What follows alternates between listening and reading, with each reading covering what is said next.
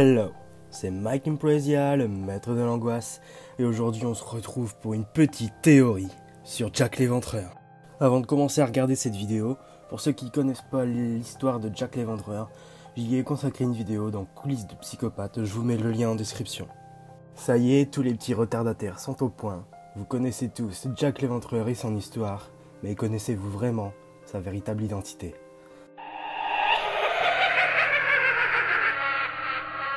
Près de 127 ans après son dernier meurtre, Jack l'Éventreur n'en finit pas de parler de lui. Un nouveau suspect vient d'être désigné par un chirurgien britannique, Wayne Watson Davis, dans son livre The Real Mary Kelly. Pour lui, Jack l'Éventreur s'appelait en réalité Francis Craig et aurait été un journaliste chargé des faits divers et de la justice. Rompu en méthode employée par les enquêteurs, il aurait utilisé son expérience pour leur échapper. Il y a plus de 10 ans, Wayne Watson Davis entamait des recherches généalogiques dans les archives nationales pour retrouver une tante disparue. Il s'est alors rendu compte que son aïeul n'était autre que Elizabeth Watson Davis, la véritable identité de Mary Jane Kelly, soit la dernière victime du tueur de Whitechapel, assassiné le 9 novembre 1888. Une découverte qui s'est faite par pur hasard, rapporte le journal anglais The Telegraph. Mais alors, quels sont les rapports entre Mary Jane Kelly et le supposé meurtrier ? Ils étaient mari et femme.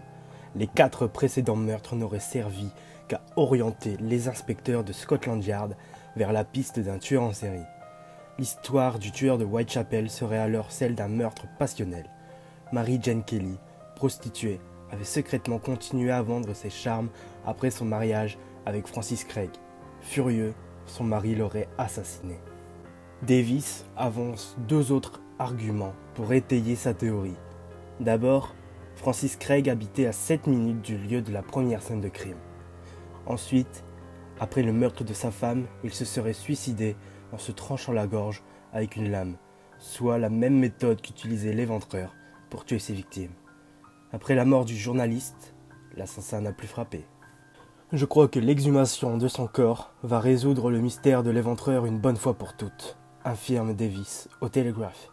Autorisé pour prouver le lien de parenté avec le chirurgien, l'exhumation de Mary Jane Kelly a été approuvée par le ministère de la Justice. Une première, car jusqu'alors, toutes les demandes similaires relatives à l'enquête ont été refusées. Si cette théorie se confirme, elle pourrait permettre de mettre enfin un visage sur le nom de Jack the Ripper.